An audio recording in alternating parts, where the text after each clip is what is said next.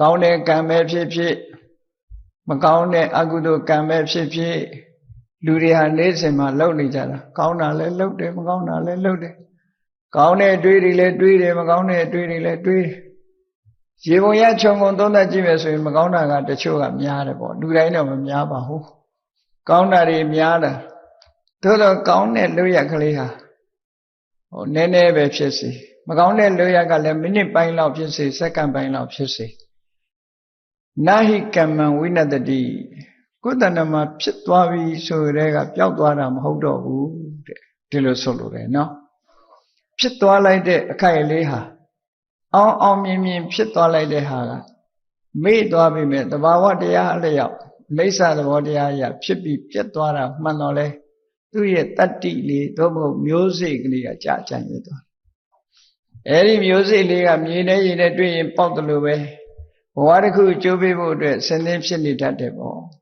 ဒါကြောင့်မို့ဒါလေးကတော့မပြောပါတော့ဘူးဆိုပြီးတော့အကုသိုလ်ကံကိုလည်းသွားပြီးတော့အထင်မသေးသင့်ဘူးနော်ဒါကြောင့်မို့ဝစီဗေဒထိတိုင်းရှာဆိုပြီးတချို့လဲဘာမဟုတ်တာလေးနဲ့နေမယ်ဒီအပြောဆိုမတတ်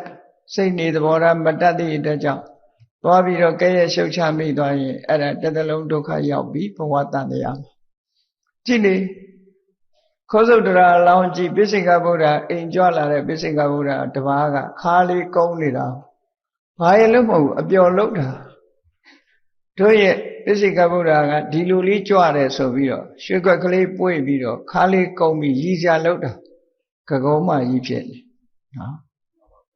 တကယ်ကတော့အဲ့ဒါမျိုးလေးကစပြီးတော့အတော်ကြောက်စရာကောင်းတယ်လို့အကုသိုလ်ကံဩဃသေနတထေသာဇလန်းကိုကြည့်လိုက်အောင်မယ်ဆိုရင်သူဇနီးတွေကဗာပြောလိုက်တော့သူတို့ဆုတောင်းတဲ့အခါလှူဒန်းပြီးဆုတောင်းတဲ့အခါဟိုအရှင်မြတ်ကသူတို့ဆုတောင်းပြီးမှကိုသိလို့ပြုံးလိုက်တာကိုသူကဘာမှတ်ချက်ပေးတော့ဆိုပြုံးတယ်ဆိုတာသူကသူပြုံးတာနေပါစေပေါ့မဟုတ်ဘူး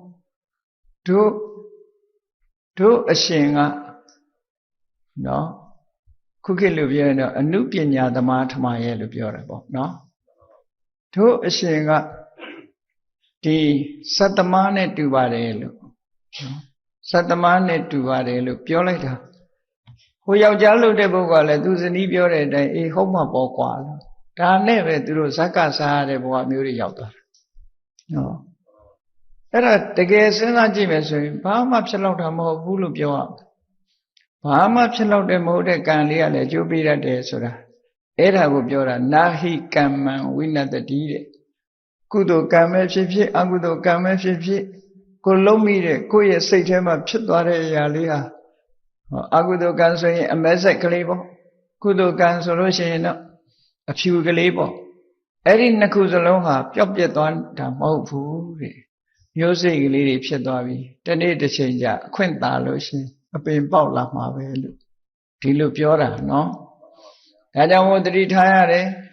ကိုယ်နဲ့မဆိုင်တာဆိုရင်မဝေဖန်မိဖို့မပြောမိဖို့ကိုယ်စိတ်ကိုတတိထားပြီးတော့မြတ်စွာဘုရားရဲ့အဆုံးအမဩဝါဒရှိတယ်နာဟိနပရိတံဝိလောမာနိနပရိတံကတကတံလေသူတစ်ပါးရဲ့မသိမလျော်တဲ့ကိစ္စတွေဝေဖန်မနေနဲ့နော်နပရိတံဝိလောမာနိဆိုမလျော်ညီတဲ့ကိစ္စတွေမဝေဖန်နဲ့ဟောကတကတံလောက်တာမလောက်တာတွေတော့ဝေဖန်မနေနဲ့ဒီလိုဆိုလို့တယ်နော်